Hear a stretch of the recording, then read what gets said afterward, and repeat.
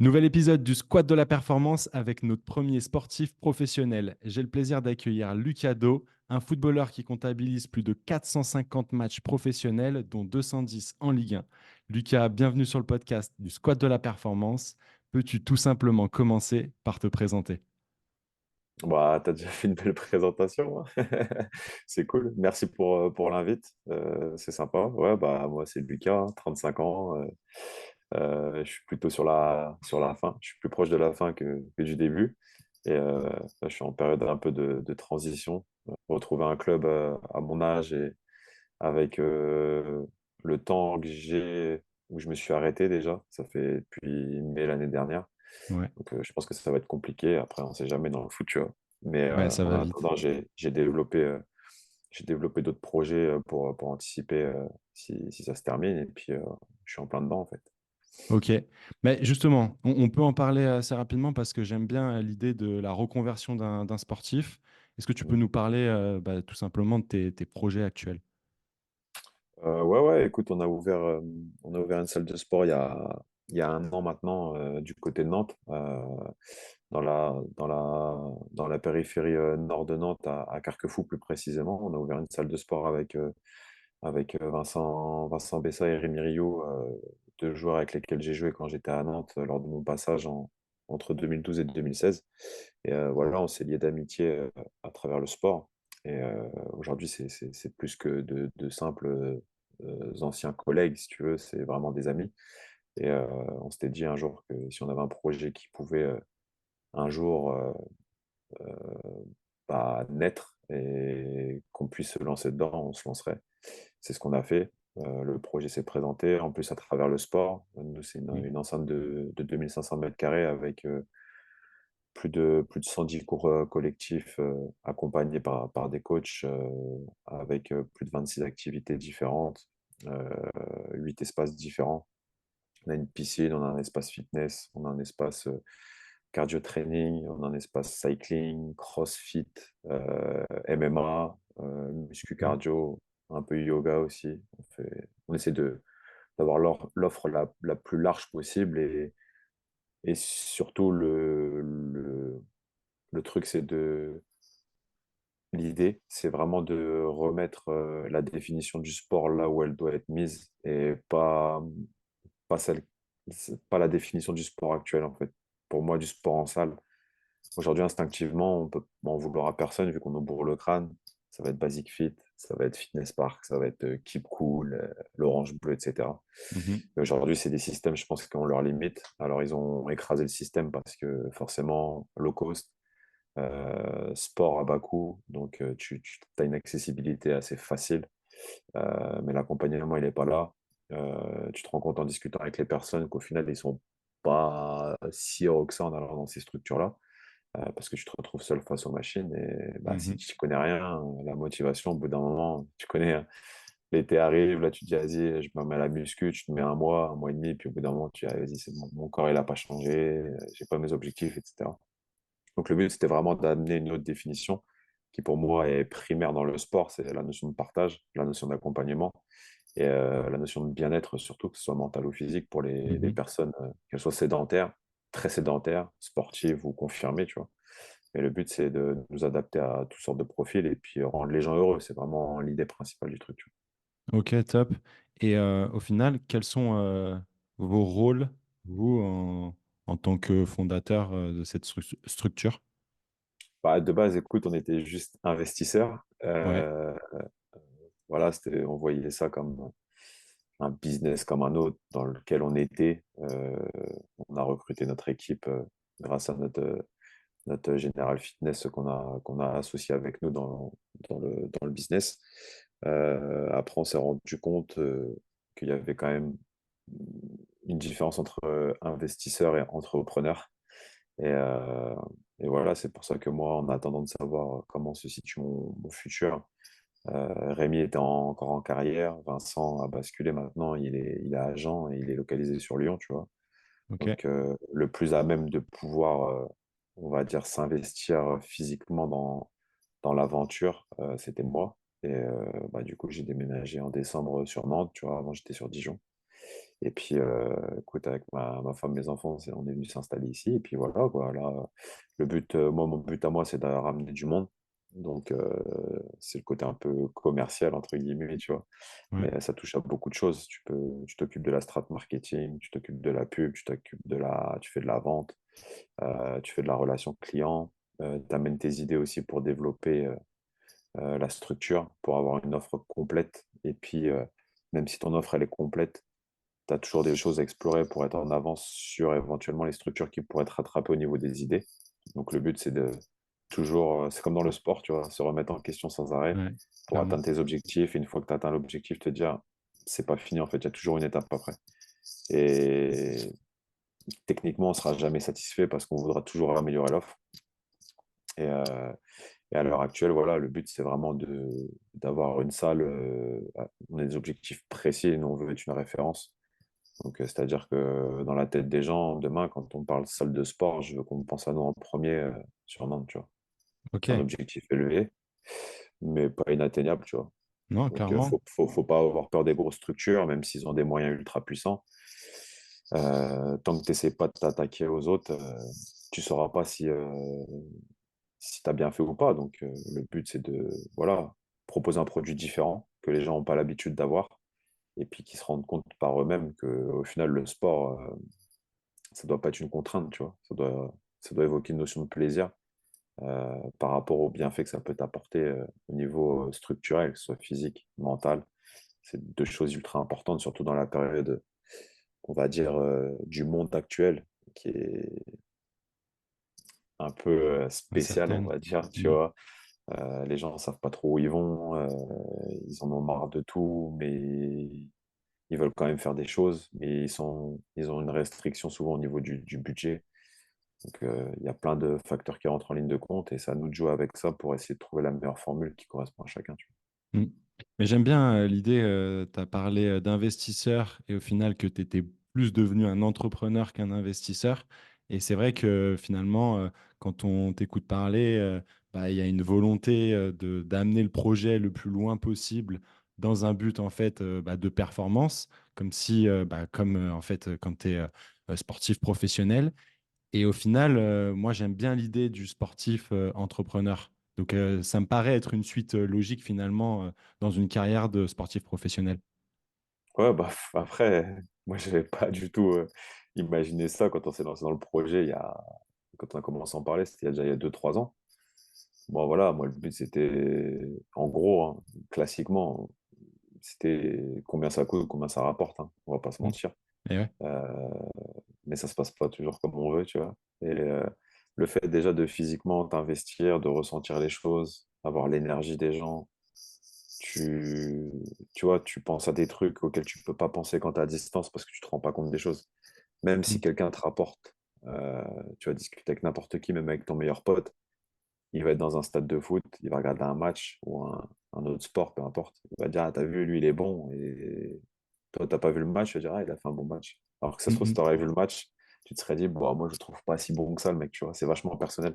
mm. Ouais. Mais le fait de mettre essence, ton énergie, ton propre truc à toi, au moins derrière, t'as pas de regret. Tu te dis pas, si demain ça se casse la gueule, ça marche pas, tu te dis, bah, au moins, j'ai fait tout ce que je pouvais faire pour que ça marche.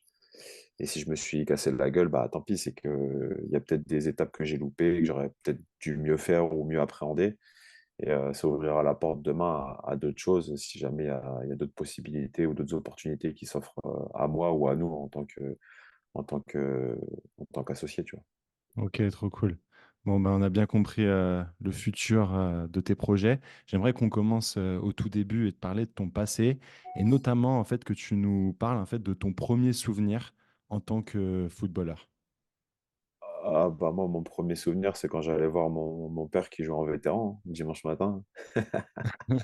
Je prenais mon ballon, lui il faisait son match de foot, moi je regardais derrière la main courante et après le match, j'avais l'honneur de jouer avec les mecs qui avaient joué le match, alors que c'était des vétérans, c'était des matchs éclatés, tu vois. Mais toi, en tant que gamin, tu vis la chose passionnellement parce que tu aimes le ballon et voilà, tu te poses pas la question, tu vois. Donc, tu vois du foot, tu vois des grands qui jouent au foot, tu te dis, ouais, c'est mortel. Donc, tes souvenirs, tu en as plein, mais le premier qui me viendrait à l'esprit, ce serait plutôt celui-là, en tant qu'acteur vraiment.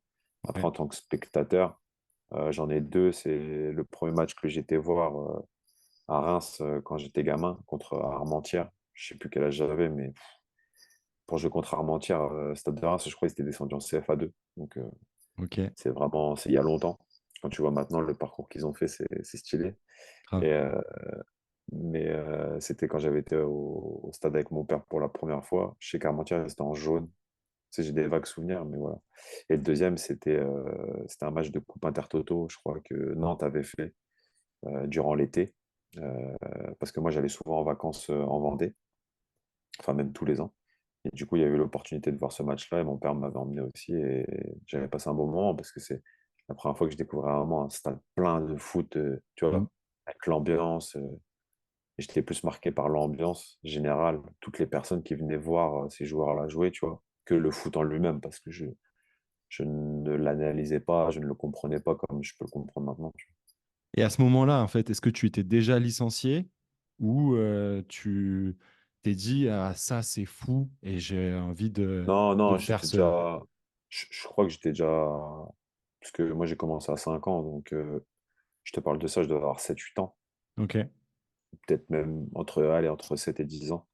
Donc, non, non, je faisais déjà du foot. Mais c'était quelque chose de différent du foot quand t'es gamin.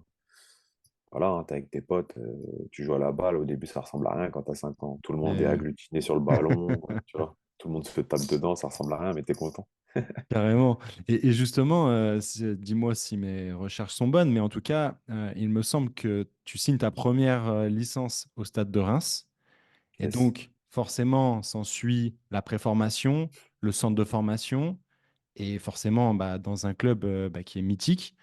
Comment tu vis en fait cette adolescence qui est finalement à l'opposé de celle des autres ados? Bah, tu te poses pas la question parce que pour toi, c'est logique. Tu vois, je me suis jamais posé la question. C'est comme quand on te pose la question, est-ce que c'est un objectif d'être footballeur professionnel? Oui et non, en fait. T'as envie tous les gamins qui jouent au gars, moi, mon fils, il a encore dit à table ce soir, tu vois. Moi, je veux être Mm. footballeur. Il n'a pas la notion du truc. Ouais, Il veut être footballeur parce qu'il aime bien taper dans une balle et que ça le fait kiffer le moment, tu vois. Mais après, au final, c'est un parcours normal, si tu veux. Toi, tu te dis, c'est comme je te disais tout à l'heure, c'est des étapes. Bah voilà, au début, tu es débutant, après tu vas passer poussin, machin. Puis petit à petit, 17 ans, tu vois, tu es en 15 ans nationaux, 17 ans nationaux, 19 ans. Puis après, bah, l'étape d'après, c'est la réserve. Et puis après la réserve, bah, tu joues en pro, tu vois, tu te poses pas trop la question. Tu te dis, tant que je suis bon, c'est logique que ça se passe comme ça. Mais après, centre de formation, centre de préfo, nous, à l'époque, c'était le terre-terre, hein. C'était pas évolué comme c'est maintenant, hein. On avait commencé, je me souviens, en préfo quand j'étais en cinquième, c'était terrain rouge, tu vois, c'était en stabilisé. Donc, dis-toi, c'était pas des conditions optimales pour des mômes. Mais j'avais quand même des horaires aménagés, donc le club avait réussi à obtenir des trucs de la part de certains collèges, lycées, avec des terrains pas loin, et ça nous permettait d'avoir un rythme et puis d'avoir un suivi, tu vois. mm, mm. Donc, par rapport à un ado lambda, je peux pas te dire, parce que moi, pour moi, je me considérais comme un ado lambda Ok. qui juste faisait sa passion et la faisait tous les jours. Et pour moi, tu te poses pas la question. C'est plus, je pense, les parents, etc., qui se posent des questions, parce que forcément, c'est leur gamin. Tu vois, tu te poses sans arrêt des questions sur tes enfants. Et moi, je m'en posais pas, tu vois. Pour moi, c'était logique. Je me levais, j'allais à l'école, j'allais au foot, je rentrais, je faisais mes devoirs, je mangeais, j'allais au lit, et voilà, c'est tout. Et à quel moment en fait tu t'es dit, là, ça commence à être sérieux et je vise véritablement à en faire mon métier? On va dire que là où vraiment j'ai senti la bascule, c'est quand j'avais 16 ans, que je jouais en. J'avais réussi à obtenir le double surclassement pour jouer en réserve, en Ouais. CFA2. Et donc je jouais régulièrement en CFA2, et vraiment titulaire et tout, tu vois. Et à partir d'un moment où j'ai commencé à aller m'entraîner avec les pros, je me suis dit, ah ouais, en gros, tu sais, déjà. Là, je me suis dit, ouais, ouais, ok, vas-y, bah, on va y aller. De toute façon, tu sais, tu poses pas de questions. Tu dis, si on me convoque, c'est qu'il y a une raison, tu vois, c'est que je suis bon, donc moi j'y vais, tu vois. Puis petit à petit, ça allait très très vite après. Je crois que j'ai fait moins de 10 entraînements avec les pros. Après, j'étais appelé en pré-France. Puis là, en fait, ça accélérait vachement le process parce que tu es dans un petit club, tu es en pré-France. Donc, direct, les grosses écuries, elles viennent te chercher, forcément, parce que t'es pas cher et puis t'as de la Mhm. qualité. Et, euh, et je pouvais signer, je sais pas, dans une dizaine de clubs facile pro, tu vois. Et les deux derniers choix que j'avais, c'était soit je signais à Lens, soit je signais à Rennes, en stagiaire, tu vois. Et Reims, vu qu'ils n'avaient pas l'agrément du centre de formation, justement, comme je t'avais dit, et que Mhm. c'était encore un petit club, entre guillemets, même si le club était en Ligue 2, Mhm. euh, la seule proposition qu'ils pouvaient me faire pour me garder, c'était de me proposer un contrat pro, si tu veux. Donc Reims m'a proposé un contrat pro de 3 ans et je me suis quand même posé la question, tu vois. Et moi qui maintenant vis à Nantes et joue à Nantes, etc., me dire que j'aurais pu signer à Rennes, tu vois, c'est marrant parce que ici c'est un peu la guerre, tu vois. Ouais, clairement. Mais c'était, voilà, à la fin, c'était soit Rennes, soit Reims. Et après, tu te dis, putain, tu vois, t'as 17 piges, 3 ans pro quand même, ta ville natale, le club, ils n'avaient pas sorti de joueur pro depuis plus de 30 ans, tu vois. Et, et tu te dis, bah vas-y, ça se trouve, le train, il passera pas deux fois. Donc, viens, je le saisis et on verra ce qui se passe après, tu vois. Et Ok, ça s'est ça passé marche. comme ça, en gros. Ouais, et justement, tu parles de l'équipe de France, les pré-France. C'est à quelle catégorie pour qu'on s'en rende compte? Ah, tu sais, ça a tellement changé de catégorie, je me Ouais, rappelle c'est même. quoi, 16-17 ans? Ouais, bah, de toute façon, j'avais 16 ans, c'est sûr. Mais Ouais. ça devait être. Parce que même en équipe de France, tu sais, tu avais des middle catégories. Mhm. Nous, c'était l'époque, c'était 16 ans nationaux, 18 ans nationaux, Ouais, réserve. Et je pense que ça devait être ouais, 16 ans, 16-17 ans. Tu vois, l'équipe des 16 ans ou 17 ans en France, tu vois. ok. C'était à cette Et, époque-là. et j'aimerais justement qu'on parle de cette équipe de France parce que, bah, comme on en avait parlé en off, en janvier 2009, tu es convoqué pour la première fois avec l'équipe de France Espoir. Mais finalement, tu déclares forfait et tu seras jamais appelé par la suite. Et j'aimerais que tu Mm. nous expliques comment tu vis cette période à ce moment-là. Bah, en fait, le truc, c'est que on fait la saison c'est la première saison où vraiment je joue titulaire, tu vois, en pro. Pendant 2 ans avant, j'avais galéré. Et là, la troisième saison, la dernière saison de mon contrat, je commence à jouer. J'enchaîne les matchs, etc. Et je me fais une entorse de la cheville, tu sais, juste avant Noël. Et le rassemblement, il était prévu pour juste après la trêve, début janvier. En fait, moi, j'étais mis au courant que j'avais déclaré forfait, mais c'est le club qui a pris la décision pour moi, tu vois. À l'époque, c'était, comment dire, le président de Lille actuel, Olivier Létang, qui était directeur général du club, Mhm. qui avait dit que, en gros, j'étais blessé, que je pouvais pas y aller, mais tu vois, j'avais la rage parce que je me suis dit, ouais, le mec, il se prend pour qui? Il prend des décisions à ma place, tu vois, l'équipe de France, quand même, franchement, je te dis, à part si j'avais une jambe cassée, mais toutes les autres blessures, j'aurais forcé pour y aller, tu vois, au moins me montrer. C'était une chance inouïe pour moi. Et après, bah voilà, hein, c'est tout, c'est comme ça. J'ai pas pu y aller, donc j'ai j'ai pas pu goûter à ce truc-là. Mais pour moi, c'est même pas, ce sera jamais un regret dans ma carrière. C'est passé comme ça. Je dors pas plus mal parce que, tu vois, j'ai pas été en équipe de France Espoir. Puis c'était juste un rassemblement, tu vois. Mhm. Rien ne dit qu'après, ça aurait donné autre chose. Mais on ne sait jamais dans la vie. Donc, des fois, ça se joue sur des détails. Là, c'est un détail négatif. Et tu as toujours des détails négatifs et positifs dans ta vie, peu importe que ça soit sportif ou pas. Et voilà, il faut avancer toujours vers la plus haute marche pour te permettre d'avancer, si tu veux. Mhm. Ouais, ouais, je comprends bien. Et par la suite, du coup, donc, tu fais quand même ton petit bonhomme de chemin avec le stade de Reims.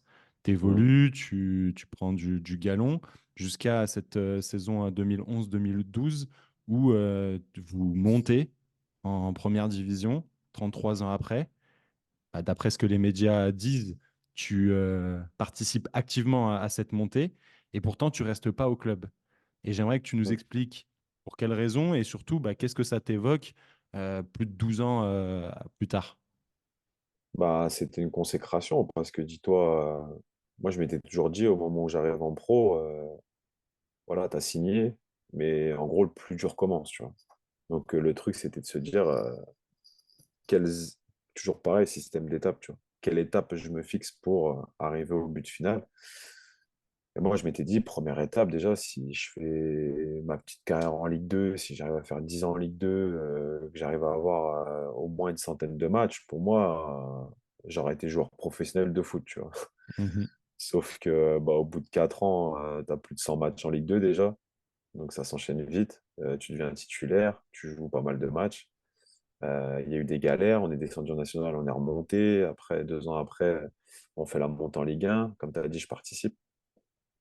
Et le truc, ce qui s'est passé, c'est que moi, j'étais fin de contrat. Le match qui officialise quasiment la montée, c'est contre Monaco. On gagne 2-1 à la maison, si tu veux. Et à la fin du match, on fait la fête, envahissement de terrain, etc. Et puis le coach Hubert Fournier, qui est DTN maintenant, Mhm. l'ami de Didier Deschamps, il vient me voir et puis il me dit, écoute Lucas, faudrait qu'on discute parce que l'année prochaine, voilà, je compte sur toi, j'aimerais bien que tu fasses partie de l'aventure, etc. Donc toi, on me dit ça, forcément, tu dis, bah ouais, carrément. Moi, je me suis dit, vas-y, c'est dans la poche, c'est réglé, tu vois. Après, on sort, on va faire la fête, machin. Puis il restait 2 matchs. Il restait un match contre à Amiens qu'on a gagné et puis on recevait Lens le dernier match à la maison. Et puis je joue ces 2 matchs-là et puis après bah, tu pars en vacances, tu vois. Et puis voilà, hein. Après plus de nouvelles. Plus de nouvelles, donc tu te dis putain, qu'est-ce qui va pas? Entre-temps, j'avais un agent qui m'avait dit de pas m'inquiéter, etc., etc. Et puis au final, bah, rien ne s'est passé comme prévu. Tu te retrouves pendant une semaine, 2 semaines, 3 semaines. Mais bon, c'est la trêve. Donc, tu vois, c'est les vacances. Tu te dis, ah, vas-y, j'ai participé à une montée. J'avais 23 ans. Je me dis, tu vois, il y a peu de chances que je ne retrouve pas un club. Et non, en fait, tu vois. Donc, tu te dis, c'est chaud. Puis au final, il y a Nantes qui s'est présenté après une soirée arrosée où j'en pouvais plus, si tu veux. Ça devait être en début juillet. J'étais sorti avec des collègues ou des ex-collègues à moi qui étaient encore sur Reims, tu vois. Et on avait été dans un truc, tu sais, un bar à tapas, tu vois, charcutes, fromage, etc. On avait bu un peu de vin. Je commençais à être chaud et puis là, j'ai pris mon téléphone et en fait, j'en pouvais plus de la situation, tu vois. J'ai pris mon téléphone et toutes les personnes que je connaissais dans le foot, de près ou de loin, j'ai envoyé un message et je leur avais demandé, voilà, le nom de leur directeur sportif, de leur agent, le numéro de leur coach et tout. Et je me suis dit, vas-y, demain, j'appelle tout le monde, tu vois. Et c'est tout, on va voir ce que ça donne. Et puis, bah, c'est comme un signe du destin. Le lendemain, tu sais, la tête comme as. Je me réveille un peu à l'envers et tout. Et j'ai un appel d'un agent qui est resté le mien après pendant 10 ans, qui me dit, écoute, j'ai une proposition pour toi. Voilà, je t'envoie le mandat du club. C'est un club de Ligue 2 qui a des ambitions. Et si le mandat te va, après-demain, je t'envoie le contrat. Et puis, dans 3 jours, on est là-bas, on signe. Je dis, OK. Et dans ma tête, je me suis dit, vas-y, je suis en Ligue 2. Quel club tu vois, dans la liste des clubs de Ligue 2, je me dis, s'il y a un club que je peux kiffer, c'est vraiment Nantes, tu vois. Et comme par hasard, c'était un mandat pour Nantes, donc l'histoire était belle. Il m'a envoyé le contrat, j'ai à peine regardé ce que c'était. Je me souviens, il m'avait envoyé le contrat, j'étais en train de faire mes courses à Cora, à Reims-Cormontreuil, et pour la petite anecdote. Et il m'a envoyé, j'ai à peine regardé, je dis, ouais, vas-y, c'est bon. Ouais, je m'en fiche en fait. Moi, je joue au foot, je veux kiffer dans un bon club, et voilà.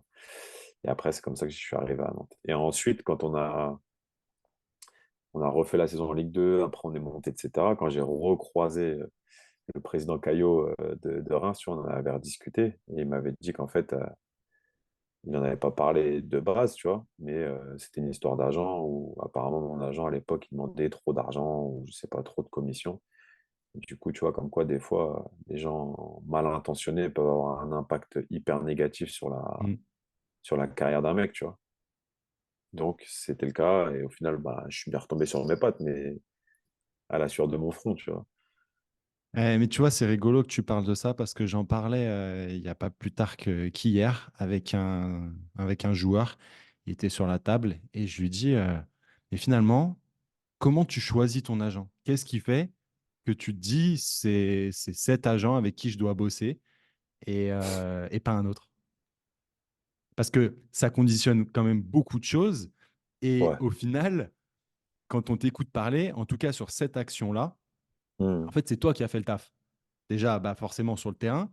Mais en fait, Hmm. j'aime bien l'image que tu viens de donner, de dire, bah, en fait, j'ai pris mon téléphone et j'ai appelé tous les gens que je connaissais dans le milieu. Et Mais ça, il y a- dis-toi, je l'avais déjà fait, hein. Je l'avais déjà fait 2 ans avant, où en fait on monte. Non, pas, c'était pas l'époque de la montée. J'avais fait une première saison à Reims, tu vois, quand je suis pro, où j'avais une pubalgie et tout, j'avais pas joué de la saison. Il me fallait du temps de jeu, tu vois. Et vu que mon agent, il me trouvait rien, je me souviens avec mon père, on avait fait un CV, lettre de motivation, dis-toi. J'avais imprimé, je crois, 40 ou. Enfin, tous les clubs de Ligue 2 et de National. Et j'avais envoyé mon CV dans tous les clubs. Et je crois que j'avais eu, je crois, deux réponses. J'avais deux réponses négatives, tu vois, ça ne nous intéresse pas. Et au final, j'avais cherché, mais je trouvais pas, tu vois. Mais j'avais fait le taf aussi tout seul, parce que voilà, mon agent, je lui demandais, mais ça avançait pas. Donc moi, j'ai pris le taureau par les cornes, tu vois. Mhm. Parce que c'était mon avenir. Pour moi, maintenant, il y a beaucoup de joueurs, ils attendent après leur agent, tu vois. Mhm. Ah, Ouais, c'est pour ça que je te dis trouver. ça. Et ouais. Et donc, bah, tu vois, 2 ans après, 3 ans après, on monte en Ligue 1 et personne ne m'avait répondu, tu vois. Au final, c'est quand tu veux les choses, je te dis, quand tu mets tous les moyens en œuvre, tu vas te prendre des gamelles, il y a des choses qui vont marcher, d'autres pas marcher, mais si ton idée principale, elle est là et tu y crois dur comme fer, il n'y a pas de raison que ça marche pas, tu vois. Mais le fait de choisir ton agent, c'est toujours pareil. C'est en général quand tu es jeune, tu as un mec qui est confirmé ou qui a une belle carrière, il a une belle caisse, un machin. Tu te dis, ah bah vas-y, lui, son agent, il est bon, tu vois. Mm. Donc tu te dis, bah, le jour où il te le présente, moi, c'était passé à l'époque avec Cédric Forêt. Il m'a présenté son agent et puis au final, il m'avait rien trouvé. Donc le mec, il était éclaté, tu vois. Mais il bossait avec deux, trois mecs à Reims et il avait des bons contrats, des bonnes relations. Donc moi, je me suis dit, tu vois, t'es jeune. Donc tu es obligé de faire confiance à quelqu'un à un moment donné. Parce Mm. que gérer tes intérêts tout seul, clairement, il y en a qui peuvent, hein. Mais il faut s'appeler De Bruyne. Et il faut avoir plus de passes D que de matchs joués dans sa carrière pour pouvoir se permettre ça, tu vois. Je vois, je vois. Ce qui est intéressant, c'est que dans ton parcours au stade de Reims, on comprend que tu es bah voilà, le premier à signer un contrat professionnel alors que ça fait 30 ans que le club n'a pas connu de joueur professionnel qui sort de son centre. Mm. Et au final, l'histoire devrait être magnifique avec cette montée en Ligue 1.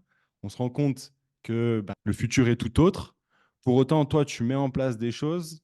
Moi, je trouve que c'est quelque chose qui est assez intéressant dans ta démarche. Et comme tu l'as dit, je suis pas sûr que les joueurs actuels aient cette démarche tout simplement Bon, bah, actuel ou ancien, hein, Ouais, oui, mais exactement. c'est un Tu vois, état d'esprit, hein, je pense. ouais. Il y a très peu de gens qui auraient cet état d'esprit et je trouve ça assez intéressant que tu nous en parles.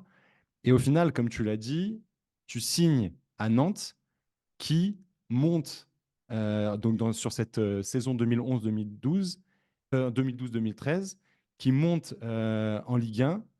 Et en fait, j'aimerais savoir quel est ton état d'esprit sur la préparation physique estivale de 2013, de 2012, pardon, parce que tout simplement, tu commences à te dire, ça y est, je touche du doigt le plus haut niveau professionnel en France. Surtout, le truc que je me suis dit en priorité, c'est la première fois que je quitte le cocon familial, Ouais. même si j'étais en aparté de tout, c'est la première fois que je quitte ma ville, c'est la première fois que je quitte mon club. J'ai connu que ça. Donc c'était en gros, prouve, tu vois. Faut que tu prouves, faut que tu justifies qu'on t'a recruté, faut que tu amènes une plus-value à l'équipe. Et c'est dans cette idée-là que moi que j'étais pas en mode, je touche mon rêve du doigt ou etc. J'étais en mode, le club veut monter, ok, vas-y. Moi je suis monté, j'ai fait 2 montées en 3 ans. Euh, ouais, non, j'ai fait 2 montées. Ouais, si, j'avais fait 2 montées en 3 ans. Ouais. Et du coup, bah, j'ai fait 3 montées en 4 ans, tu vois. Donc, l'état d'esprit qu'il fallait avoir, je connaissais un petit peu et je me suis pas posé la question. C'était plus en mode joue et sois bon, tu vois. Joue et sois bon, joue, sois bon. Et que tu rendes la confiance qu'on t'a accordée. Je le voyais plus comme ça. Et au final, on avait une bien meilleure équipe avec Nantes, tu vois, qu'avec Reims. Et c'était annoncé. Reims, c'était une surprise. Avec Reims, jamais on aurait dû monter. On avait un effectif au début qui était pas du tout taillé pour ça, tu vois. Il manquait Mhm. même des joueurs en prépa et dis-toi, il y avait les coachs, ils mettaient les chasubles et tout, hein. C'était un truc de ouf, hein. Et au final, on avait commencé la saison, 5 matchs, 5 victoires, puis après, t'es sur ta lancée, tu vois. Alors qu'à Nantes, c'était un petit peu plus compliqué. Le début, c'est annoncé, tu as un grand club, tu es prestigieux, donc les équipes, voilà, ils t'attendent. C'est différent, c'est différent. Mais la finalité, ça a été la même. On a réussi le challenge, tu vois. Ouais, mais c'est ouf quand même. De monter 3 fois en 4 ans, c'est quand même pas rien. Ouais. Après, je suis descendu 3 fois en 4 ans aussi. À la fin, c'était pas Jojo, hein. C'était pas Jojo. Donc voilà, c'est un équilibre. C'est un équilibre, c'est une balance, quoi. C'est comme ça. Exactement. Et justement, pour parler de cette préparation physique estivale, j'aimerais savoir si toi, en tant que joueur, avec l'âge et l'avancée dans ta carrière, tu avais l'impression que ces préparations estivales étaient de plus en plus dures. Non, tout l'inverse. OK. Et pour quelle raison? Bah parce que tu sais qu'à un moment donné, il y a eu comment dire, il y a eu l'époque du grand Barça, qui est, je pense, encore actuellement dans l'histoire du foot, une des plus grandes équipes qui ait jamais joué au foot, tu vois. Mhm. Et donc, préparation, qui dit top niveau espagnol, dit préparation à l'espagnol. Et donc, même si on n'avait pas le niveau des Espagnols, l'idée, c'était de se préparer avec ballon, tu vois. Ouais. Portugal, Espagne, c'est un peu la même prépa.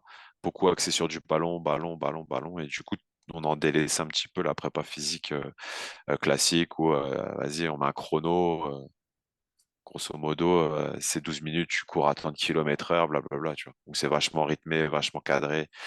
Et donc petit à petit, ça s'est complètement perdu, hein. Franchement, moi, les dernières prépas que j'ai faites, je vais pas dire que c'était facile, mais par rapport à ce qu'on avait connu avant, c'était une prépa avant, c'était vraiment. Quand on disait ouais, il y a la prépa, tu disais pff, relou, tu vois. Franchement, relou. C'était le truc le plus dur de la saison. Après, prépa, on disait ouais, prépa, ok. T'avais jamais mal aux jambes, t'avais pas de courbatures. Donc c'était pas, pour moi c'était vraiment différent. C'était vraiment pas plus dur qu'avant, pas du tout. OK. C'était vraiment l'inverse. Ouais. Et est-ce que tu te sentais aussi bien préparé lors des premiers, les premières rencontres du mois d'août? Bah ton mois d'août au final c'est pas le plus dur. Tu sais, c'est quand t'entres dans les mois un peu frais, tu vois, fin Mhm. octobre, novembre, décembre, là où tu commences à avoir des blessures parce que forcément le climat n'est plus le même. T'as déjà emmagasiné un paquet de mois d'entraînement, etc. et de matchs. Donc il y a aussi une fatigue qui se ressent, mentale et physique. Après, moi, ça évolue avec l'âge. À la fin, je me suis beaucoup blessé aussi, tu vois, sur les 5 dernières années de ma carrière. Donc, je peux pas dire du bien de cette façon de travailler. Pour moi, c'était pas. Moi, j'aimais bien quand j'en chiais un mois et après, tu vois, t'es tranquille. T'as travaillé le foncier et après, toute ta saison, ça se déroule. Mais vu qu'il y a toujours T'as toujours tu sais, des études qui prouvent que faut que tu travailles comme ci, pas comme ça. Ton muscle, faut que tu le travailles en concentrique, en excentrique, blabla. Ça se change tout le temps. Nous, Mhm. c'était l'époque, tu sais, les étirements actifs et passifs. Ah, ça, c'était la grande mode. Une année, c'était passif et le lendemain, l'année d'après, t'allais avec un autre prépa, ils disaient non, c'est actif. Il y avait mi-actif, mi-passif. Enfin, c'était l'impression que les mecs, ils mettaient ça dans une tambouille et puis ils disaient bon, vas-y, on va voir ce qui se passe, tu vois. Donc, j'ai l'impression que c'était pas hyper cadré. Maintenant, quand je vois les prépas un peu des clubs qui font des grosses saisons, je pense à Lens, tu vois, l'année dernière. Les mecs, c'était des prépas, c'était ciblé, c'était limite individualisé, tu vois. Et c'est ce côté-là de la prépa qui, pour moi, est l'essence même de ta saison, tu vois. Pour moi, le travail, il est pas assez individualisé. Au football, c'est un sport collectif, mais avec les moyens qu'il y a, tu vois, les budgets qu'ils ont, pour moi, s'il y a une chose qui devrait être privilégiée, c'est quand même l'accompagnement des joueurs. Alors de l'extérieur, on peut dire, ah, vas-y, les mecs sont accompagnés, ils sont chouchoutés, tu vois, mais c'est juste, c'est écrit, tu vois. C'est juste écrit. C'est-à-dire que oui, tu as un kiné à disposition, oui, tu as un ostéo, machin, si t'as envie d'avoir un rendez-vous chez le dentiste, tu l'as. Mais ce que je veux dire, c'est que tu n'as pas un programme vraiment élaboré pour la personne en fonction de son ressenti, en fonction de ses stades de course, euh, tu vois, faire peut-être des prises de sang plus régulièrement pour voir les besoins dont le joueur peut manquer. Pour moi, alors peut-être que dans les grands clubs, je sais pas comment ça se passe parce que je n'ai pas joué dans de grands clubs, tu vois, mais peut-être que le suivi individualisé est plus poussé. Mais en tout cas, moi, les clubs que j'ai fait, c'était pas poussé. Pour moi, c'était une manière. En gros, on faisait des économies là où ça nous semblait le plus normal d'en faire. Mais pour moi, c'est une des priorités de prendre soin des joueurs, tu vois.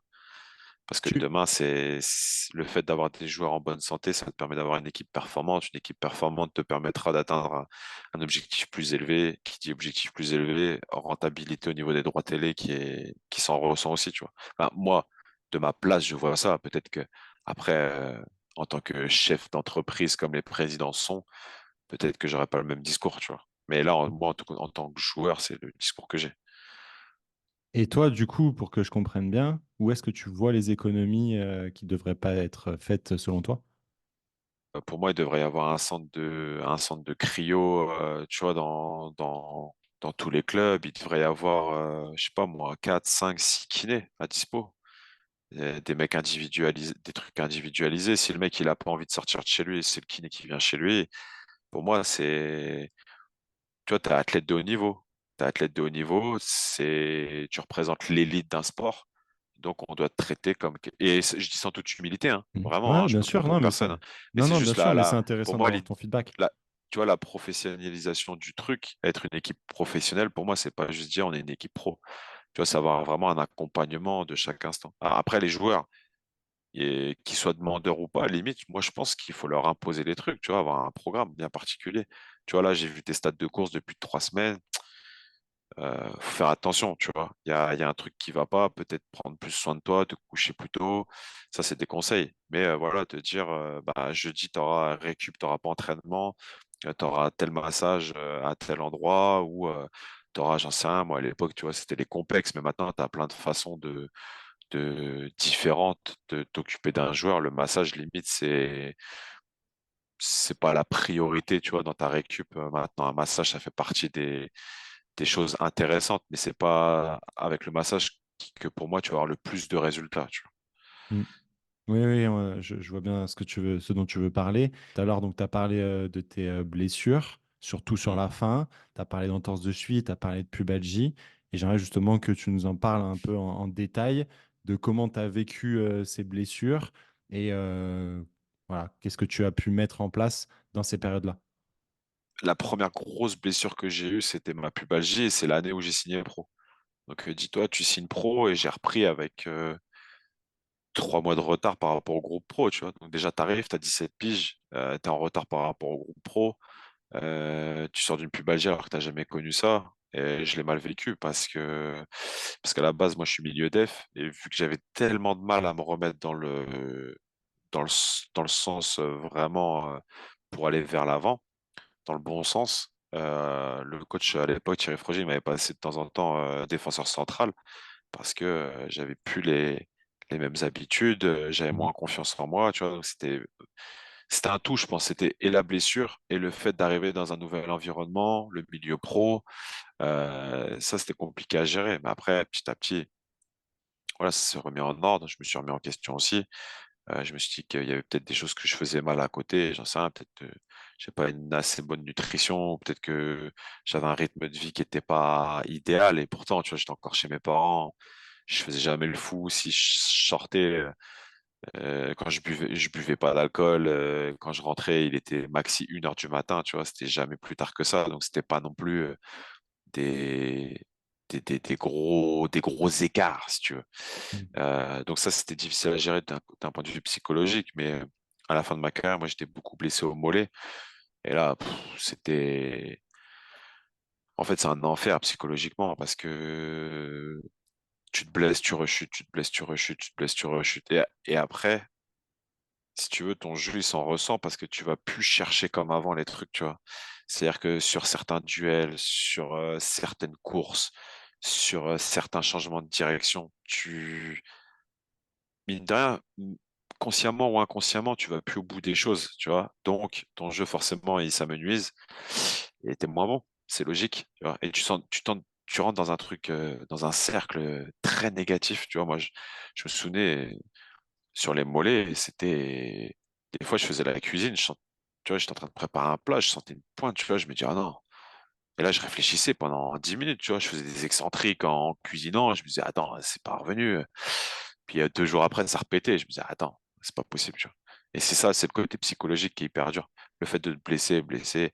Et souvent, tu entends les mecs, tu vois, qui te disent, bah, tu sais, moi, pour l'argent qu'il a, je pourrais être blessé, ça me dérange pas, blablabla. Mais ces gens-là, ils sont pas à ta place, tu vois. Mm. Ils comprennent pas le côté psychologique où tu peux pas faire ta passion, tu vois. Tu Mm. peux pas faire ta passion et pour des trucs de merde. Après, quand tu fais les IRM, c'est des micro-lésions de 0,5 millimètres et tu te dis, ah, vas-y, c'est pas possible, tu vois. Pourquoi ça me fait autant mal? Et puis, bah, c'est tout, c'est comme ça, c'est ton corps, tu vois. Il commence à vieillir et bah, tu essaies de trouver des astuces, des machins. Tu vois des ostéos, tu fais plus de soins. Des fois, je me mettais à la diète, mais genre énervé, je me couchais très tôt, etc. Puis 2 semaines après, genre pété, tu vois. Je me disais, bah, c'est pas ça. Donc, tu reprenais un rythme un peu normal, tu t'autorises un peu d'écart, tu te couches peut-être un peu plus tard, machin. Et c'est un engrenage, et c'est difficile d'en sortir, tu vois. C'est vraiment Mm. difficile. Tu as parlé de l'impact psychologique de ces blessures. Tu en parles beaucoup là dans ton témoignage. Moi, j'aime bien échanger avec des prépas mentaux, des psychologues du sport. Est-ce que à ce moment-là, tu te fais accompagner? Excuse-moi. Je montre que je bois de l'eau et pas de la bière. Non, non, tu te fais pas accompagner. Souvent, ce qui s'était passé, c'était dans les périodes difficiles dans les clubs, quand tu vois, t'as pas de résultat ou quoi, ils faisaient venir une personne extérieure pour faire un peu, c'est la thérapie de groupe.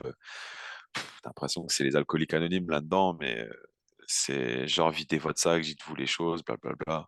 Mais individuellement, moi, j'ai pas eu cette démarche-là, tu vois, parce que j'étais toujours dans le truc. Alors, c'est peut-être bête de ma part, mais de me dire, attends, moi, ces efforts-là, je les ai toujours faits, ça a toujours marché. Je vois pas pourquoi ça marcherait plus, tu vois. Et au final, bah, peut-être que non, ta démarche, elle doit peut-être être autre. Peut-être que tu dois te poser les bonnes questions en disant, bah, ton corps, mine de rien, il vieillit, t'accumules les matchs, t'accumules les saisons. Moi, pendant, je te dis, 13 ans d'affilée, j'étais jamais blessé. Jamais blessé. J'ai eu une petite lésion, ça devait être une élongation, tu vois, à Nantes, ça avait duré 6 jours à l'ischio, mais c'est tout. Sinon, j'ai jamais été blessé. J'arrivais à l'échauffement, je tapais comme un bœufeton dans les balles pour rigoler, j'ai jamais eu un problème. Sauf que là, tu comprends pas. Tu vois, tu arrives dans un truc psychologique où ton cerveau, c'est le truc où tu te dis, attends, ça a toujours, je le fais d'une manière, ça marche, et t'essaies encore, tu te dis, mais attends, pourquoi ça marche pas. Mais si, ça va marcher, tu vois. Donc des fois, tu forces un peu, mais Mm. ça repart. Et je pense que ça doit être. J'avais vu une interview il y a pas longtemps de, comment ça s'appelle, de Teddy Riner qui disait que lui, il avait été accompagné psychologiquement, tu vois, Ouais, par un. beaucoup depuis le début. Ouais, ouais, ouais. Et je pense que c'est ultra important. Mais après, il faut que tu tombes sur aussi des personnes bien intentionnées qui sont de qualité et de confiance parce que bah, c'est comme tout métier, c'est comme les agents, c'est comme plein de choses qui gravitent autour du monde du foot, les nutritionnistes, les kinés, tout ce que tu veux qui sont autour et qui te disent bah moi je vais te faire ci, moi je vais te faire ça. Les prépas physiques individuelles aussi, c'est la grande mode, tu vois, où tu te filmes, tu fais des montages vidéo, bref. Mais le truc, c'est que faut que ce mec-là, il soit vraiment performant et il soit bienveillant dans sa démarche, tu vois. Parce que si tu tombes sur un charlatan, je pense que ça va t'apporter plus de problèmes que de solutions, surtout mentalement. Mm. Ouais, En tout ouais, cas, moi, c'est clairement. comme ça. Moi, je dis pas que Mm. j'ai tort ou j'ai raison, hein, c'est vraiment ma vision du truc, hein. Mais c'est non, mais bien sûr, et c'est pour ça que qu'on discute de tout ça, et je te remercie. Justement, bah, donc sur la fin, donc tu as pas mal de blessures, tout ça, et en off, tu m'as dit que tu avais eu du mal à accepter que ton corps changeait. C'est avec du recul, tu te dis ça. Quand t'es la tête dans le guidon, tu te dis, mais vas-y, c'est mort. Tu vois, les kinés, des fois, ils me disaient, ouais, vas-y, vas-y, tranquille. Mais je me sentais bien dans mes réathlés, tu vois. Je me sens Mm. bien, bah, j'y vais. Ouais, moi, je disais, non, ma qualité, c'est de courir, d'avoir du coffre, etc. Donc, je voulais leur montrer que j'étais en forme et que j'étais prêt, tu vois. Mm, mm. C'était un petit challenge aussi de me dire, bah non, je suis prêt, vous m'avez donné des délais, mais je suis bien dans les temps, je suis pas en retard, etc. Et au final, bah, peut-être qu'ils avaient raison. Je sais pas s'ils avaient raison, je saurais jamais. Mais peut-être de plus avoir cette conscience mentale de te dire, bah, moi, j'avais en fait, si tu veux, j'avais peur d'apparaître comme quelqu'un d'un peu faible mentalement, du fait d'accepter ça, de me dire, attends, t'as plus le même âge, ton corps il change. Tu vois, je voyais des joueurs qui avaient, tu regardes des joueurs, tu regardes Pépé, Sergio Ramos, c'est des grands, grands joueurs. Je me compare pas à ces joueurs-là, hein. Mhm. Mais Modric, tu vois, ils ont Tony Kroos. Kroos, ils ont un certain âge et les mecs, ils sont archi performants. Et Mm. ils sont jamais blessés, tu vois. Donc tu te dis, certainement, j'avais lu une interview aussi de Modric qui disait que, ah non, de Nivet, Benjamin Nivet, Ouais. qui disait qu'à la fin, sa femme, je crois, hein, j'ai pas envie de dire des mauvais propos, mais je crois que sa femme disait qu'elle en avait un peu marre parce que bah, il se reposait beaucoup plus qu'avant, tu vois. Il faisait beaucoup plus de siestes, il se couchait beaucoup plus tôt. Quand il fallait jouer avec les enfants, bah, il le faisait pas, même si c'était un crève-cœur pour justement reposer son corps.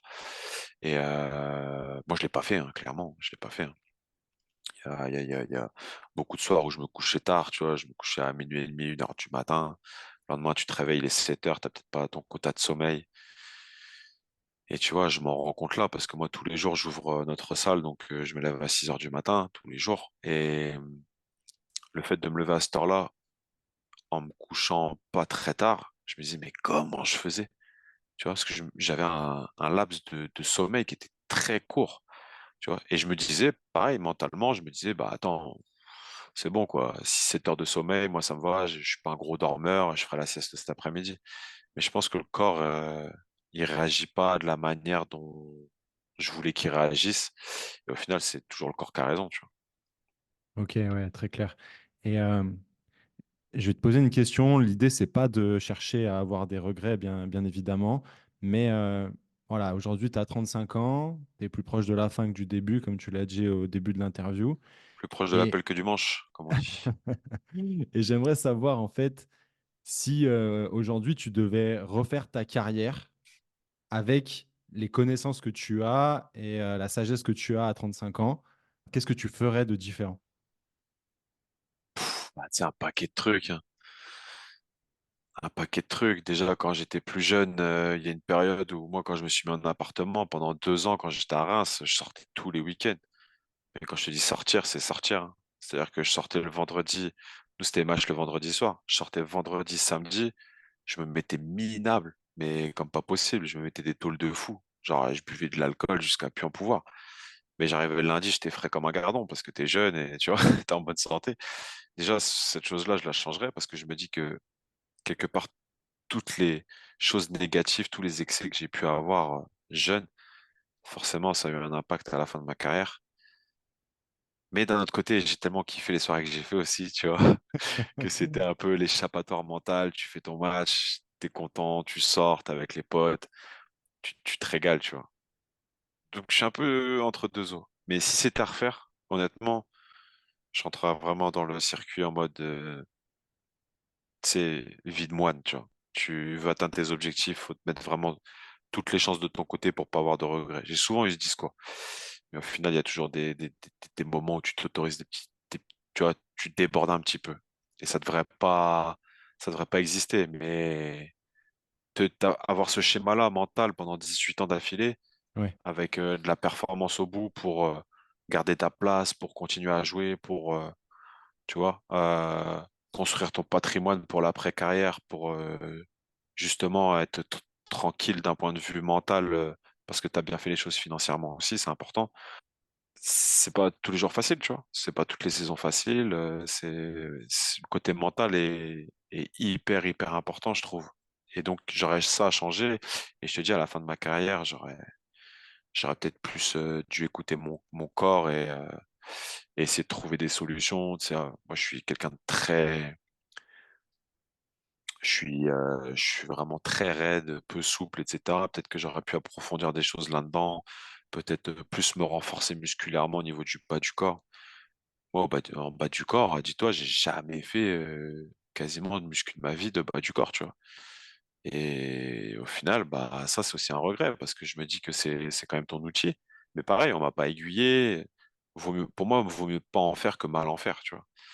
Donc, c'est vrai qu'on n'a pas eu forcément de programme individualisé. On faisait des programmes collectifs, voilà, tout ce qui est classique.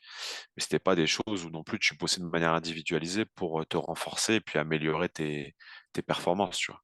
Mm. On va dire qu'il y a vraiment au début et à la fin où j'ai des regrets. Sur le reste, au milieu, j'ai eu plus que ce que j'espérais, tu vois, déjà de base. Ok. Donc, c'est déjà une belle victoire pour moi. Honnêtement, c'est une très belle victoire. Quand je Ok. regarde dans le rétroviseur, j'ai pas fait des clubs de ouf. J'ai fait des bons clubs. Nantes et Reims sont de très grands clubs d'un point de vue historique, mais les époques où moi j'y étais, c'était pas des clubs de ouf, tu vois. Mhm. Guingamp, ça reste Guingamp. Et Nîmes, c'était l'époque pour Covid, etc. Et après, Dijon, c'était en Ligue 2. J'ai fini là à Nancy en National. Donc, c'est pas une carrière pour moi de ouf d'un point de vue non. Tu vois, c'est pas Real Madrid, Manchester City, PSG et tout, tu vois. Mais avec du recul, je suis vraiment fier de mon parcours. J'ai pas envie de me dire, ouais, j'aurais pu faire ça mieux, etc. Déjà, j'ai fait quelque chose de très bien par rapport à ce que j'imaginais, ce que j'espérais pour un joueur qui est formaté d'une équipe qui était en National League 2, tu vois. Donc, je vais me satisfaire de ça déjà dans ma tête, même si effectivement tout le monde peut avoir plus ou moins des regrets dans sa vie, mais j'ai pas envie de vivre avec ça dans la tête, sinon t'avances pas, tu vois.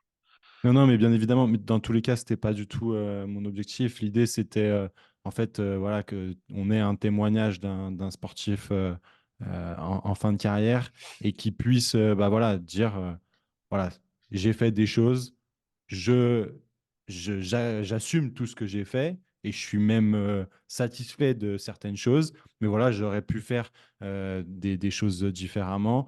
Et très clairement, hein, tu vois, ton témoignage, je trouve inspirant et je vais le faire écouter aux joueurs avec qui je travaille parce que voilà, c'est des joueurs qui ont entre 16 et 23, 25 ans. Et je pense que ça peut leur servir dans leur carrière parce ils en sont au tout début, tout simplement. Ah, mais tu sais, tu peux pas en vouloir, t'es jeune, les mecs, t'es en pleine possession de tes moyens, t'es sûr de toi, tu vois. T'es fouteux, il y a le côté aussi reconnaissance des autres. Mm. Ah ouais, lui il joue à l'OM. En plus, dans le sud, bon, c'est particulier quand même l'état Ah d'esprit. ouais, Tu clairement. joues à l'OM, il suffit qu'il y ait un peu de gonzesse, de machin, tu vois, ça monte vite à la tête. Mm. Et ça va être, ouais, qu'est-ce qu'il raconte l'ancien, tu vois, on connaît même pas. Et quelque part, tu peux pas leur en vouloir parce que faut qu'ils découvrent aussi d'eux-mêmes, tu vois. C'est important de découvrir de soi-même. Souvent, je sais pas si ça t'est arrivé, mais je pense que ça t'est arrivé. Tes parents ont dû te donner des indications, te dire de faire attention sur certaines choses. Mm. On verra. Puis au final, tu te rends compte que quand la chose se passe, j'aurais dû les écouter, tu vois. Mais ça, tu peux pas en vouloir. Faut qu'ils se créent leur propre expérience aussi. Clairement. Mais, euh, mais je pense le discours que j'ai, tu vois, si j'avais vraiment eu, je sais pas moi, tu vois, une carrière, par exemple à l'OM, à la Didier Drogba, par exemple, Mhm. bah là, ça aurait un impact. Un Mm. vrai impact, tu vois. Parce que les mecs se disent, wow, s'il dit ça, c'est attention. Tu vois, Zizou, il dit ça, tu l'écoutes. Zizou, il dit d'aller faire 10 pompes dans les champs à poil, tu le fais, tu vois. Parce que c'est Zizou. Moi, avec ma petite carrière que j'ai, je sais pas si on m'écoutera, mais c'est le ressenti que j'ai, tu vois, de ce que j'ai vécu. Et, euh, et ça passe hyper vite. Ça passe hyper vite. Vraiment. La première fois que je suis arrivé dans le groupe pro et que j'ai posé mes affaires dans le vestiaire, je m'en souviens comme si c'était hier, tu vois. Et j'ai vraiment l'impression que c'était il y a 2 semaines. Et pourtant, c'était il y a 20 ans, tu vois. Mm. Mais en fait, il y a un truc que je trouve très particulier dans les sports collectifs, c'est que c'est cyclique. Tu as la saison et en fait, c'est un éternel recommencement. Donc effectivement, en fait, tu rentres dans une boucle et tu sais jamais, tu sais pas en fait quand tu vas en sortir. Le but, c'est d'en sortir le plus tardivement possible, d'une certaine manière. À la différence, par exemple, bah, je sais pas, d'un combattant. Voilà, en ce moment, il y a une grosse vibe sur le MMA en France et ben, le combat, il a des dates qui sont posées, mais tes saisons ne se suivent pas. Tu vas pas toujours faire les mêmes combats, etc. Et c'est quelque chose que je trouve assez particulier. Ouais, mais attention, parce que j'en discutais il y a pas longtemps. Un combattant, aussi mentalement, imagine-toi, le mec, il se prépare pendant 4, 5, 6 mois. Et peut-être que Et le ça se trouve, combat va pas avoir lieu. au bout de 10, non, ou ouais, ou au bout Au de bout 10 de 10 secondes, t'es cuit. secondes, KO. Et là, t'imagines la remise en question? Eh Là, ouais. mentalement, c'est aussi un autre cheminement, tu Ah, mais vois. clairement, clairement, clairement. Mais c'est vrai que c'est le fait d'être sportif comme ça, de haut niveau, c'est hyper cyclique parce que début de saison, ok, quel objectif? Une fois que tu atteint tes objectifs, ok. Saison d'après, quel objectif? Saison d'après, quel objectif? Saison d'après, quel objectif? C'est toujours ça, en fait. Mm, C'est toujours ça. Et moi, et puis tu sais, mentalement, ça use parce que nous, c'était des saisons, c'était toujours, bah, aujourd'hui, c'est quoi? Bah, ok, c'est le maintien. Ok, la saison d'après, c'est quoi? Bah, c'est le maintien. Tu vois, donc, dans un truc où tu te dis, vas-y, c'est la guerre. Tous les week-ends, faut que je m'arrache la tête. Bon, après, ceux qui jouent comment dire, le titre, c'est pareil. Mais le côté de se dire, si tu descends, c'est chaud, tu vois. Mhm, mhm. C'est usant, mentalement, c'est usant. Ouais, bien sûr. Et justement, bah, tu as vécu une expérience à l'étranger avec la Gantoise. On en a un petit peu parlé en off, mais l'objectif, c'était de jouer la Ligue des Champions. Au final, Mm. tu as touché du doigt, mais tu n'as pas fait de rentrée. Et en fait, j'aimerais que tu nous dises tout simplement comment tu vis cette expérience de partir à l'étranger, même si c'est à côté de nos frontières, mais voilà, d'avoir une volonté d'apporter quelque chose et tout simplement de seulement y toucher du doigt. Bah, il y a plein de choses, hein. Après, comme tu dis, c'est pas très loin de chez nous, mais je peux t'assurer que quand tu vas jouer chez les Flamands, t'as l'impression que t'es à 5000 kilomètres de la France, hein. Parce que ils aiment pas forcément les Français. Ils te font bien comprendre Mhm. que même si leur pays, il y a plusieurs langues, euh, t'as le flamand, le français et l'allemand aussi dans certaines zones. Ils te font bien comprendre que chez eux, c'est comme ça, tu vois. Donc déjà, tu te sens vraiment à l'étranger. Ça, c'est une première chose. Et après, bah oui, tu touches du doigt. Moi, je me suis dit, voilà, je suis à Nantes. Ça faisait 3 ans que j'étais là-bas. J'avais pas de perception d'avenir, tu vois, d'un avenir plus radieux, on va dire. Je commençais un peu à être dans une zone de confort, tu vois. Nantes, j'étais bien. Je jouais tous les matchs. J'étais apprécié de tout le monde. Ça se passait super bien. Moi, j'étais super content là-bas. Mais il me manquait ce petit truc, tu vois, ce petit truc de me dire, d'aller me chercher, tu vois, d'aller me titiller, de me dire est-ce que je suis capable de. Et bah j'ai été le chercher et puis je suis revenu. Je suis revenu parce que ça s'est pas bien passé. Mais ouais, j'étais sur le banc, je me suis échauffé, j'ai fait le déplacement avec l'équipe, etc. Quand on était à Wolfsburg, j'ai quand même participé pour moi à huitième finale de Ligue des Champions parce que j'ai fait les entraînements qui ont amené à ces matchs-là. Donc moi je le prends comme ça. J'ai entendu la musique j'étais sur le banc de touche, mais j'ai entendu cette fameuse musique, tu vois. Et pour moi ça, si tu m'avais dit ça, gamin, j'aurais signé de suite, tu vois. Donc Ouais.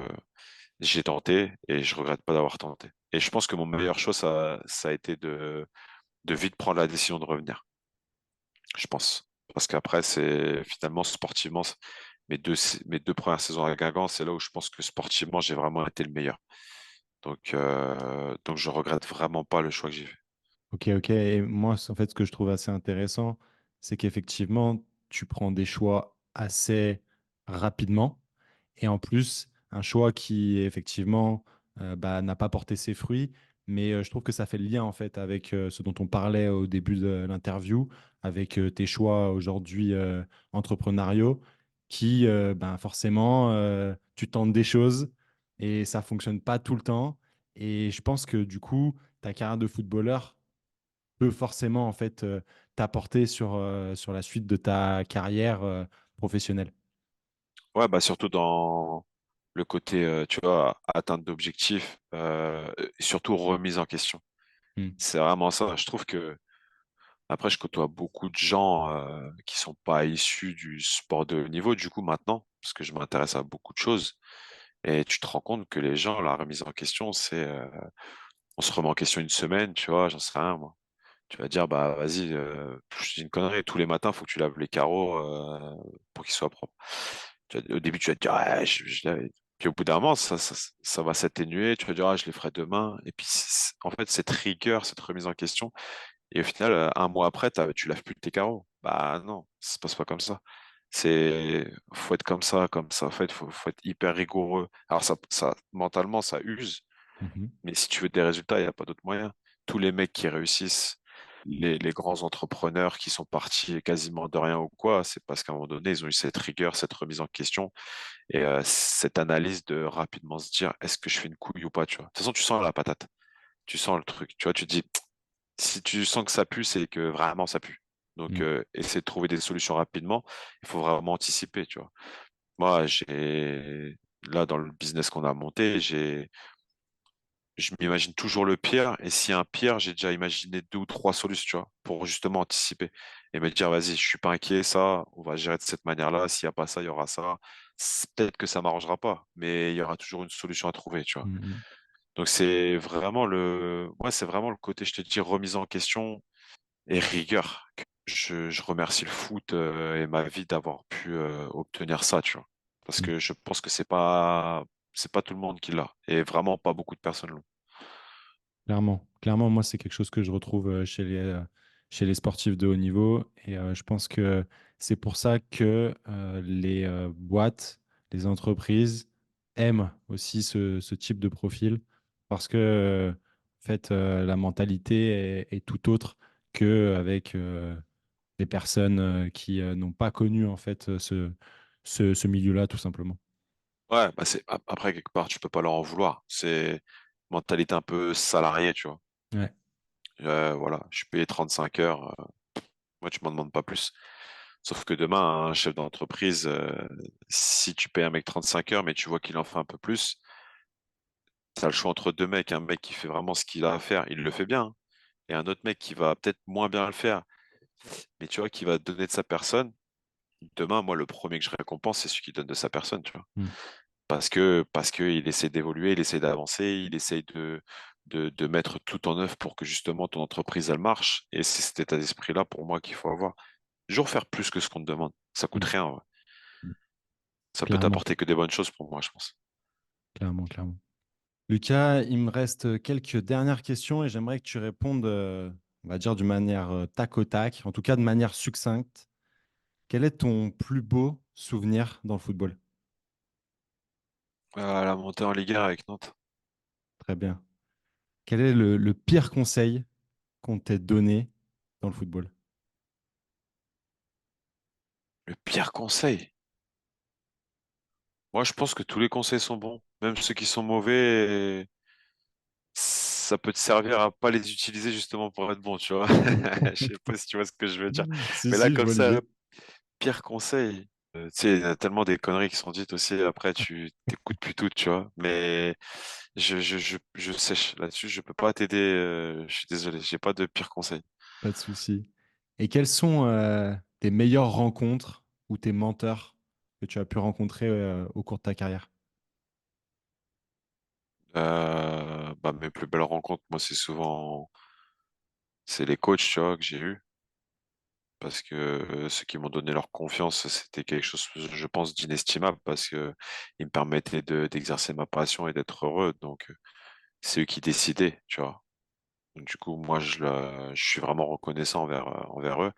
Et après, mes plus belles amitiés que j'ai encore, c'est Michael Tacalfred que j'ai connu à Reims, c'est Vincent Bessard et Mireillot à Nantes, c'est Nolan Roux que j'ai connu à Guingamp. J'en oublie aussi Christophe Kerbrat, que j'apprécie, Thibaut Giresse. Euh, voilà, à Dijon, j'ai rencontré des bons mecs aussi. Même à Nancy, j'ai rencontré des gamins sympas, tu vois. Non, j'ai fait des belles rencontres. Pas beaucoup, pas beaucoup, mais c'est logique. Mhm, bien Mais sûr. des belles rencontres, ouais. C'est aujourd'hui des personnages de ma vie, de mon univers qui sont importantes pour moi, tu vois. Donc, Ok. après, quelque part, c'est logique. J'ai fait que du foot, tu vois. Donc, c'est encore logique que je rencontre des belles personnes. Mais c'est vrai qu'il n'y en a pas beaucoup. Ok, top. Et quelle est, j'aimerais te poser ma question passe décisive. Qui aimerais-tu entendre passer au micro du squad de la performance? En tant que sportif, Ouais, en tant qu'invité. Nolan. Nolan Roux qui est à Châteauroux, si je dis pas de bêtises. Non, il a arrêté, lui. Ah, il a arrêté. Il Ouais, était je crois pas. qu'il a arrêté. Ok. J'ai Eh pas envie ben, de parler en écoute. son nom. En tout cas, ce serait un plaisir de l'avoir sur le podcast pour pouvoir discuter avec Non, lui. c'est vraiment un personnage, Nolan. C'est un des mecs les plus drôles que je connaisse. Et son vécu, son expérience et sa façon de voir les choses, la vie, tu vois, lui, il aime bien aller à la pêche, des trucs comme ça. Je trouve ça vachement, c'est vachement aux antipodes de ce que tu peux retrouver dans le Ouais, foot, tu vois. Et non, non, c'est quelqu'un de très attachant. top. Et ça serait cool si tu pouvais l'avoir, ouais. Grave cool. Et après, Merci. après, si tu l'as, il te fera une passe D. En plus, il a une carrière où il a côtoyé des beaux noms aussi, tu vois. Donc, Exactement, ouais. il pourra te faire des belles passes D aussi. Trop cool. Merci beaucoup, Lucas. Je te laisse le mot de la fin. Merci tout simplement. Écoute, moi je te souhaite que dans tout ce que tu entreprends, en tout cas toi, dans tes projets, dans tes envies, tes désirs, tu ne te fixes pas de limites et que tu atteignes ce qui te fait plaisir et ce qui te fait lever tous les matins avec le sourire. Voilà. Beaucoup de paix et d'amour dans ta famille, ton environnement. Je te souhaite le meilleur et c'est tout ce que je peux te dire. Eh ben, écoute, merci beaucoup, Lucas, et surtout d'avoir apporté ta bonne humeur. Tu sais, je vais te faire une petite confidence. J'adorais regarder la chronique sur le Canal Football Club au tout début de l'émission où ils faisaient un peu le tour des clubs. Et souvent, je me rappelle que quand ils allaient à Nantes, ils te filmaient et t'apportaient toujours cette joie. Et voilà, donc je suis ravi en fait d'avoir pu échanger avec toi et que voilà, tu es, fidèle à toi-même et à ce que j'ai pu voir il y a quelques années en arrière quand tu jouais au FC Nantes. Ah, Merci en ça tout commence à cas. dater, hein? Ah, ça commence à dater, mais ça me rappelle des bons souvenirs quand j'étais sur le canapé de mes parents à regarder ce Canal Football Club. Ah bah c'est cool, c'est cool. Tu vois, nous on le sait pas, hein, donc le fait de le savoir maintenant, c'est quelque chose qui fait plaisir. Et surtout de savoir que tu vois, tu joues pas un rôle et que quelque part les gens t'apprécient ou ont une image positive de toi par Mm. rapport à vraiment ce que tu véhicules du plus profond de ton être, tu vois. Et ça, je trouve que c'est hyper important. Donc Carrément. ce que tu me dis, même si c'est un tout petit truc, tu vois, moi ça me fait plaisir, c'est cool, c'est sympa. Eh ben, c'est top. En tout cas, je remercie aussi Cécile Bernot, qui est la podologue du FC Nantes, d'avoir permis cet échange parce qu'elle nous a mis en relation. Et Yes. pour tous ceux qui voudront écouter Cécile, vous pouvez la retrouver sur l'épisode numéro 41. En tout cas, merci à tous de nous avoir écoutés. N'oubliez pas de vous abonner sur le Squat de la Performance sur YouTube et votre plateforme de podcast préférée. Et si Le vous petit pouce bleu, avez hein, les gars. Le petit pouce bleu, hein. Faut Ouais, aider, hein. exactement. Merci Lucas. Et si vous avez aimé ce nouveau format avec un athlète, faites-le nous savoir en commentaire. Nous, en tout cas, on se retrouve mercredi dans 2 semaines. D'ici là, je te souhaite de prendre un maximum de plaisir dans ton sport. Force!